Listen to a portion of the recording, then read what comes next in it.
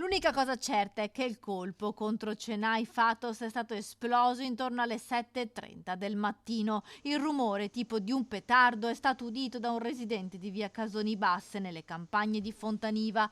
L'arma e il movente però restano al momento sconosciuti. Nessun bossolo è stato ritrovato a terra e il 58enne albanese è incensurato. Una vita tranquilla qui in Italia da circa 3 anni. Le indagini dei carabinieri non escludono nulla, da un regolamento di conti ad un'esecuzione ad uno sparo accidentale, anche se il colpo sembra aver centrato l'obiettivo con precisione.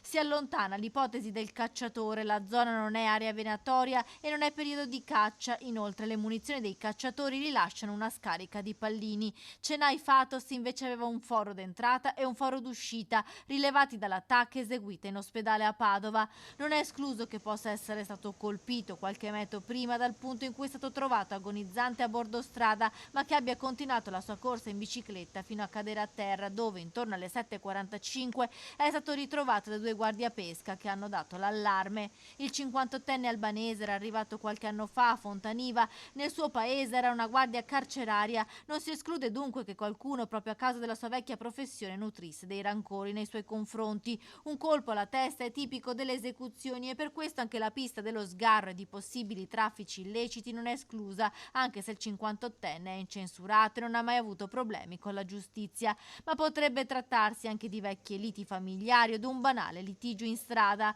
Chennai Fatos domenica stava andando con la sua bicicletta a tre ruote, molto riconoscibile, alla fattoria di Indo, poco lontano dal luogo in cui è stato colpito. Lì si prendeva cura dei cavalli, nessuno vuole parlare, ma tutti lo conoscevano come un uomo tranquillo, amante della natura. Si scava sulla sua vita, nelle sue vecchie amicizie, setacciando movimenti bancari, telefoni e dispositivi sono stati sequestrati. I carabinieri stanno vagliando le telecamere della zona. Non è escluso che chi abbia sparato possa essere fuggito in macchina, magari con un complice, o dileguandosi a piedi nella vegetazione della campagna. La caccia all'uomo continua senza sosta.